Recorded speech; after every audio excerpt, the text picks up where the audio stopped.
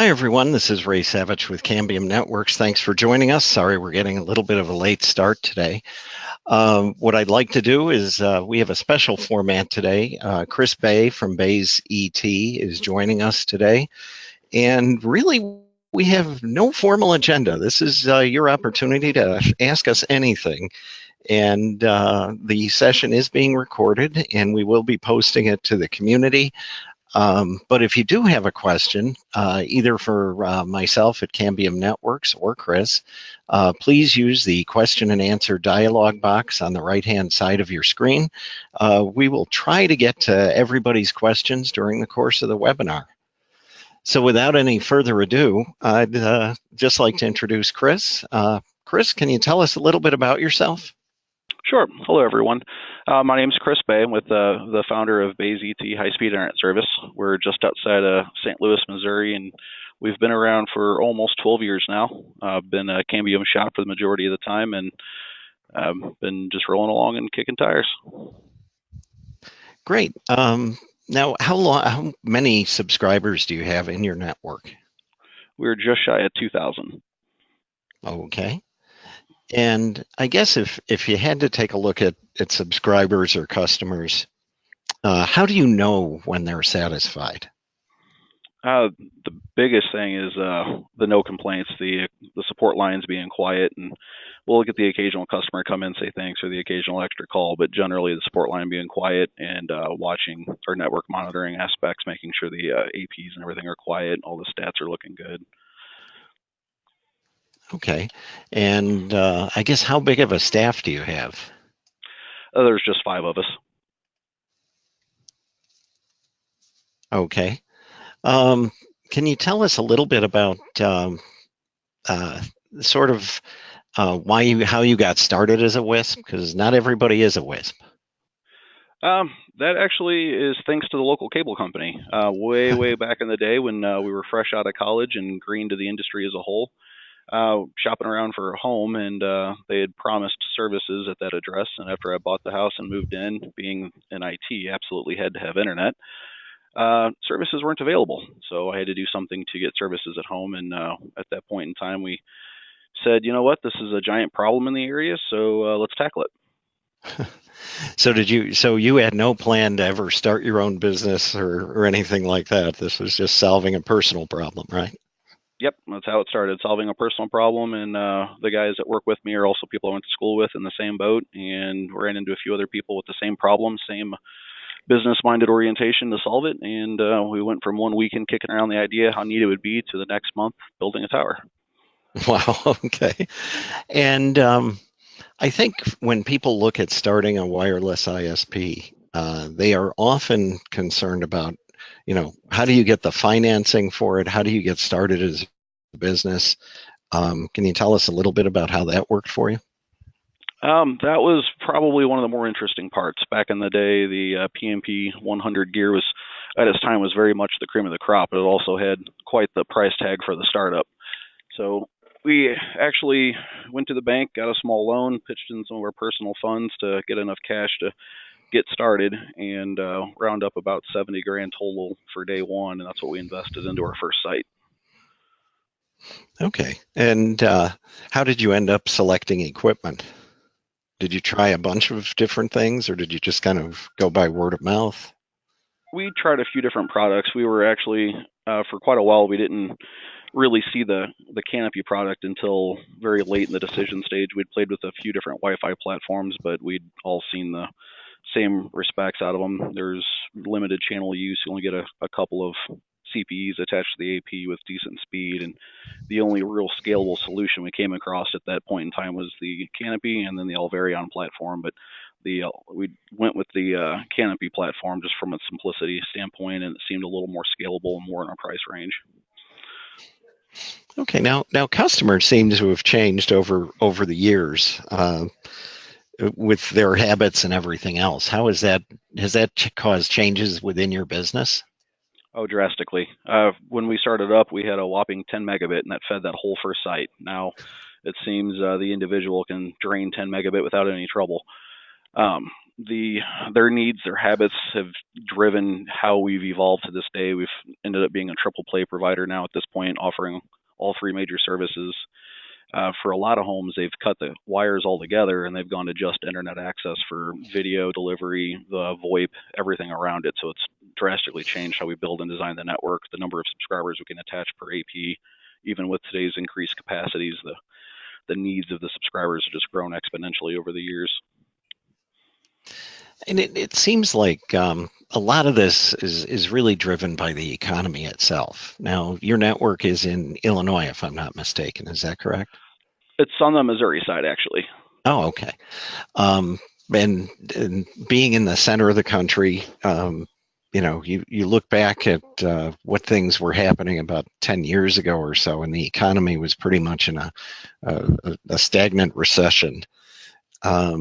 Has that changed your business either for the better or for the worse as things have changed at the macro level? I think it's changed for the good in our business. Everyone's trying to save money. They're getting rid of satellite. They're trying to consolidate their services, which gives us the opportunity to come in and meet the need at a better price. So even though there's been some economic downturn over time, it's helped a great deal lift our business up. Okay. And I guess what percentage of your network customers are business versus residential? What's that split look like for you? Adding the telecommuters in with the business end of it, we're probably 70% on the business end, 30% just have it to have it. Okay. And I guess when you look at business customers, what is the key to keeping them satisfied? Absolutely no VPN drops, and they're happy campers. That's the number one complaint that we've heard from them, from the DSL providers in the area and the cable providers. Just they'll from time to time be a hiccup, and they'll drop their VPN or their transfers will fail, or just small Mickey Mouse problems, or their VoIP connections. One of the biggest complaints. A lot of the work from home individuals have VoIP phones, and they don't have QoS tags on it, so we've been able to cheat and rewrite some of the tags as they're coming in, as long as we know where it's coming from, and get that into play for them to keep their phone quality happy and keep their VPNs and everything running correctly. And that's been for most of them, that's the biggest ticket, just keeping them connected without interruption day to day. Okay, and how do you grow the business? Is it growing? Is it constricting, or is it just kind of staying stable as far as number of customers over time? We're growing about 20% a year. Our biggest facet is the word of mouth. We advertise from time to time, but the biggest thing that gets us our drive is the word of mouth. And customers have a good experience, and they have a friend having a bad experience with whoever they're using, and we get that referral from it. Great. And I just want to remind the audience, if you do have any questions that you'd like to ask of Chris, please type them into the question and answer box, and we'll be able to present those to him so that we can get your questions answered. One question that did come in. How do you take a vacation when you're operating a WISP with only 5 people? Believe it or not, we can work it in pretty well. We're pretty dynamic, and we can cover each other's jobs pretty well. And a lot of that comes into how to build the network. A lot of forethought on what you're doing goes a long way on your off time, your personal time, so you're not as disturbed out of hours. We have 66 towers, I believe now, and many hundreds of access points in the air. And it's rare to have anything happen or go wrong with the sites, strikes, electrical damage, any of that stuff's a rarity. We probably, I would guess, we average 1 strike every 2 to 3 years at most. So there's a lot of just pre-thought goes into making sure the network's flowing correctly, so your downtime's your downtime. Wow. And do you lease or do you own your own towers? It's a combination. Most of our bigger sites are leased on commercial cell structures. We've got a couple of sites that we've built that there's just no other means of access around. And we've also used a lot of wooden foam poles for micro pops. Okay. We do have this question that just came in from Omar in Colombia. In your experience, how can you improve the time to respond to customers when you're having an outage? That's always a tricky one. It depends on the site, and we've looked at automated methods to send bulk phone calls out or emails. it seems like there's always those groups that don't get the call, or they didn't get the message, or they didn't see the email in time. So the biggest thing we focus on is the speed of restoration, and we use a call center for after-hours support. If there is any sort of emergency that we need to handle, and the automated message process that goes to us to alert us to the problem, it's also alerted to our call center, so they're aware of what access points are having difficulty. When we have an automated down message like that, it goes to the call center. So if the customers don't get the message or the phone call, or they ignore it when they call in to help, the call center then has the information while we're already getting active to work on it. And the same system we use to generate those automatic down messages, we can put information in it as we're working to restore it. So generally we'll have a restore time down to hours opposed to days on that kind of stuff. And that's the biggest impact of the customers, just getting it back fast. Well, and I guess it depends on where the customer is, because sometimes just the drive time can be considerable just to get to them. Does that? Right. Yeah. Here's probably a question that you get from some customers from time to time. It's a scenario that Pete has told us about. I want to get internet access from my Netgear router in my house to a driveway gate that's 700 feet away. He only has solar power panels at the driveway gate. Is there something? What solutions would be possible to connect his driveway gate from his home router? We've actually got a kind of a predefined solar setup that we use for remote access. We've got a couple small tower sites that's set up that run on solar exclusively, and in a situation like that, that is something we could bring to the table. Have a wireless bridge configured for them with it. If they're just wanting to receive the internet access out there, the needs would be a lot smaller, but just making the adjustments to the solar panel and the battery pack to accommodate the extra load would be a pretty simple, straightforward process. Okay, and then when you talk about the wireless bridge itself, what would be some of the options you would look at as far as equipment goes? Generally a pair of Force 180s, the bridge and the box product. We've been doing that since the 180s came out. Before that, we were using the 5 gigahertz pads. If that's not an option, we kind of look at a few other ways to make it an option. We try to not use any other frequency band for point-to-point bridges, but from time to time we can. If they're wanting to do it for metering or some other just intelligent IoT-based kind of idea with the gate, we'll install a second CPE out there and just create a private VLAN in the tower for them. Okay. And Pete, thank you for your question. You can find out more about the bridge in a box by going to the Cambium Networks website, or you can just Google it and find a local reseller who'd be able to introduce you to that. Kevin, Pete says thank you already. Kevin is online. He was asking, what speeds do you offer for your clients? And I guess you could break this out by business and or residential. We're actually starting to ramp that game up a lot. Our legacy offering, which we still have in most of the areas, up to 15 megabit on the max side. On the 5 gigahertz side of the EPMP, we're offering now up to 100 megabit, and overall it's been successful in delivering that throughput, and we're rolling that throughout the network on all of our 5 gig access that we can run in 40 megahertz channels. Wow, and do you find that your customers actually use the speed test things and everything just to prove what they're getting, what they think they are? That they're getting what they think they are? Oh yes, we have a speed test server here as a host, so we get to see the results, and there's quite a few that will very frequently visit the server almost daily, multiple times a day, just to hit the speed test. Great. And do you find that the customers are more sophisticated now than they used to be, where people are saying, "Oh, I need a gigabit to my home"? Do you have to go through some education with them from time to time? Oh yes, I'd say 9 out of 10 subscribers are in that same boat. We have the cable company offering a couple hundred meg around us, and once people realize what their actual needs are and how much they're actually consuming to do what they do, then they kind of change their tune on that. Yeah, and it's interesting because people always think more is better, but then at some point you have to say, well, what speed do you really use? What speed do you need? Right. I like to use the water pipe analogy. If the city installed a 6-inch water main in your house, is your shower going to be any different? That's a great one. Good. Let's see. Omar is asking a question.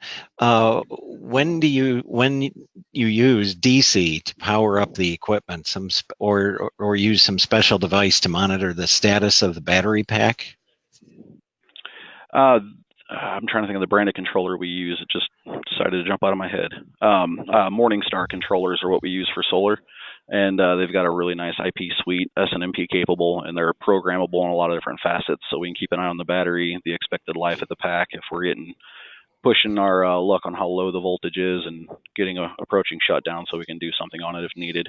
Generally, that's not much of a concern, but from time to time, if we have several weeks without good sun or a lot of snow consecutively, it could be a problem. Yeah, and I guess that kind of brings up the idea of seasonality.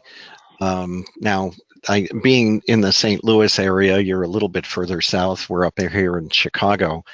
Are you installing year round down there? We do.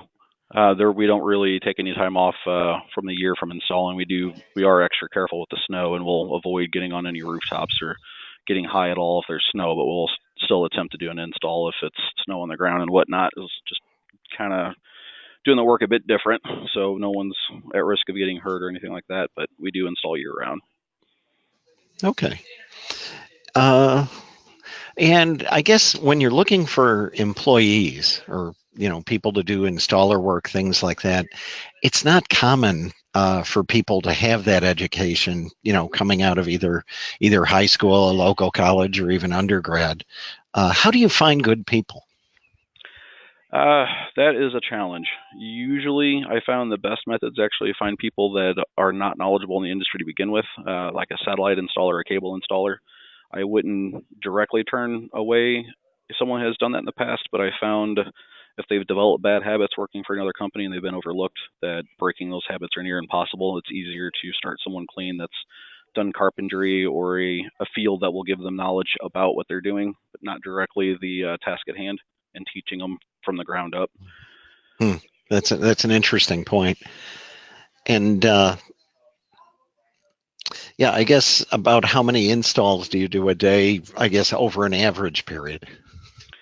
On a slower week, we'll maintain a pace of about 10 installs a week. When they're busier, we've gotten as many as 35 and 40 done in a week.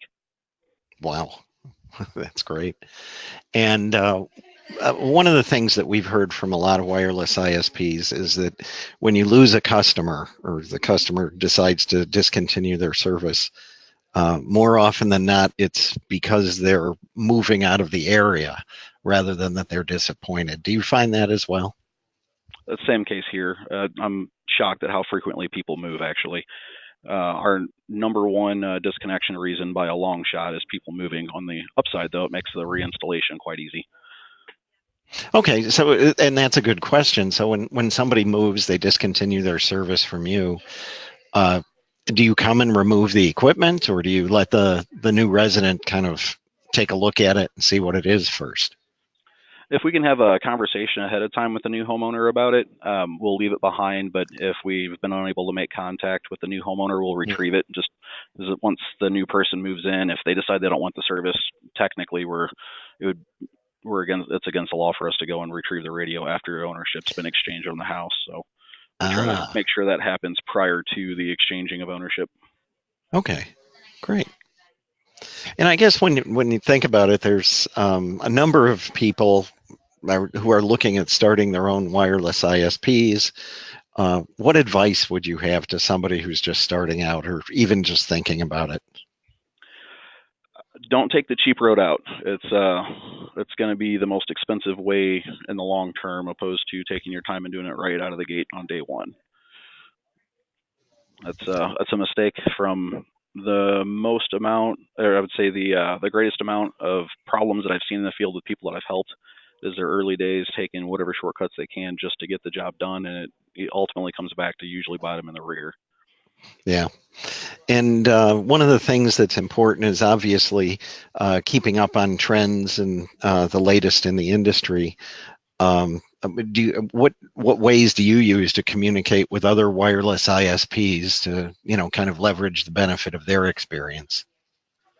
There's a lot of good groups on Facebook. There's actually a Cambium users group in there. There's a lot of great guys in there that a lot of information. There's some other WISPs group on Facebook too that's got some decent information, a lot of thoughts being exchanged. The WISP Palooza event, the WISPA website, Cambium's forum, a couple of the other vendor forums, just to kind of keep up with what's going on there, what they're doing, the different offerings, and all the different products, and how to mix them together best. Great. And one of the things that always comes up, and I had to do this with my kids when they were in school. How do you describe what you do when you're first meeting somebody, let's say at a party or something like that? You slowly get called the wireless guy. It just evolves over time, and after a while, you just kind of go with it. Okay, so you just kind of leave it there, and yeah, I used to try to explain it and solve it and kind of break down what it is that we do, but you know what, the wireless guy, that works. Yeah, so just as lawyers get asked for free legal advice, or doctors get asked, oh, I've got this back problem. Do people come up to you with any questions like that once they know that you're the cable guy? From time to time. I don't mind answering the questions. Or 9 times out of 10, it's a real simple, straightforward, trying to get internet out to the garage or whatever it is. And sometimes we'll go out and help them with it. Sometimes they just need a little advice, and then they're able to solve it on their own. Great. Well, that's all the questions that we have in the queue today, Chris. I'd like to thank you very much for your time. Thanks, everybody, for joining us. The webinar is being recorded, and it will be posted on the Cambium community, and you can get there by going community.cambiumnetworks.com, and you can just search on webinars. So what I'd like to do, Chris, thank you very much for your time. Thanks, everybody, and have a great Thanksgiving holiday. Thank you, Ray. All right. Bye. Bye.